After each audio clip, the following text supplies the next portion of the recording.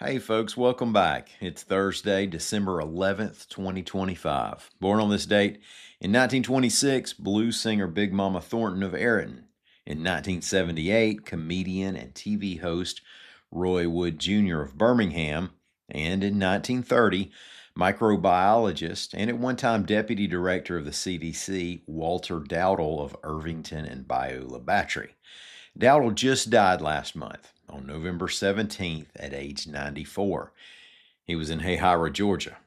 Now, according to an obit in the Boston Globe, Dowdle worked for the CDC from 1960 until 1994 and served as acting director for a couple of stints.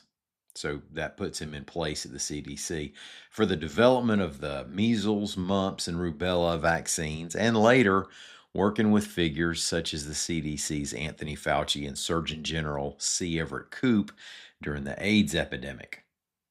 Now, here's a peculiar point to the story that I came across. According to Serenity Funeral Home in Theodore, aerospace and defense professional George Carlton Dowdle's obituary lists Walter as his brother. George Carlton Dowdle died at age 92 on September 9th in Texas. That's just 2 months and 8 days before Walter passed away. Today on the briefing, we'll see what an Alabama congressman decided about the military's Caribbean double tap, a big award for a Pike County teacher, and another scam to watch for. My name's Ike Morgan, and we're down in Alabama.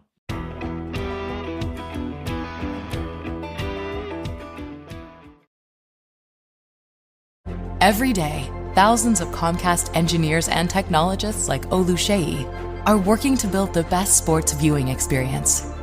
Some of my favorite moments throughout my life are watching sports with my dad.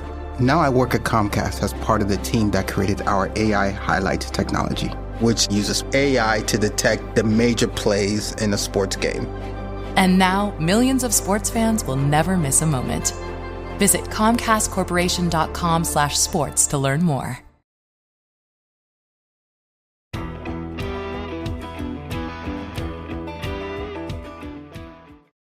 As members of the House Armed Services Committee mull the legality of the U.S. military's reported so-called double tap attack that destroyed an alleged drug boat and then killed 2 survivors off the coast of Venezuela, committee chair and Alabama 3 Congressman Mike Rogers said he's personally been persuaded that the strike was legal, reports AL.com's Mike Kaysen. Now, that's based on classified briefings and a viewing of video footage of the incident. He wants the rest of the committee to get a chance to see that video.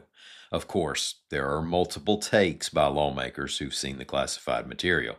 Connecticut's Jim Himes, the top Democrat on the House Intelligence Committee, along with other Democrats, has called for the video to be released to the public and said he has spent, quote, years looking at videos of lethal action taken, often in the terrorism context, and this video was profoundly shaking, end quote. There are all kinds of awards out there. There are super prestigious national and international awards that make headlines, awards in your profession, your local pickleball league awards.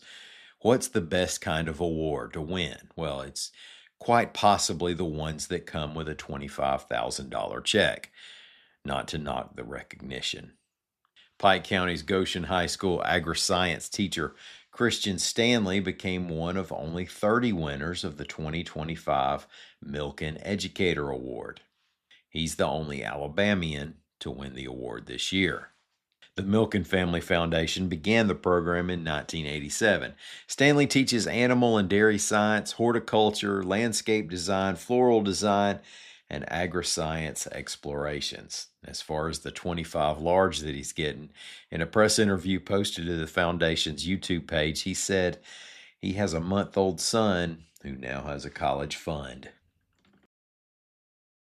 A warning was issued by the Madison County Sheriff's Office, and I'm sure by many other law enforcement agencies, and it applies to pretty much everybody, so I'll share it here.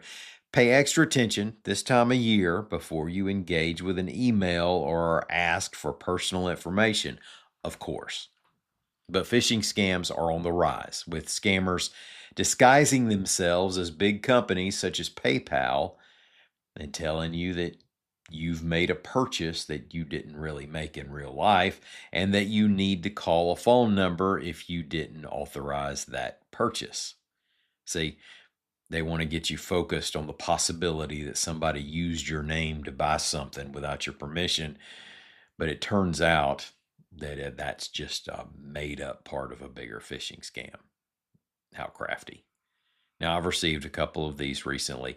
It's nothing brand new, but these things have to evolve to look a little different ever so often when they try them on you. The crooks know that we stopped falling for the Nigerian prince bit a long time ago. Now, some of the giveaways is that you'll get an email that's not from an official PayPal domain asking you to call a number that isn't associated with PayPal customer service. A good rule of thumb is if something looks like it might be real, but also kind of appears to be a classic phishing scam like this, contact the company in question's customer service through their actual number and not necessarily the one in the email. Hey, we're going to be back here in the morning with another news briefing. Until then, as always, y'all come by and see what we're working on anytime you can. We're on the World Wide Web at al.com.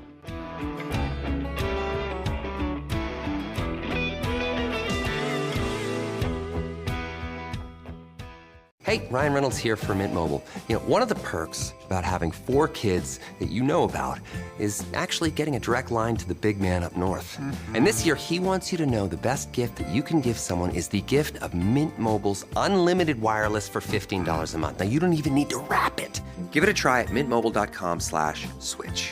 Upfront payment of $45 for 3-month plan equivalent to $15 per month required. New customer offer for first 3 months only. Speed slow after 35 gigabytes if network's busy. Taxes and fees extra. See mintmobile.com.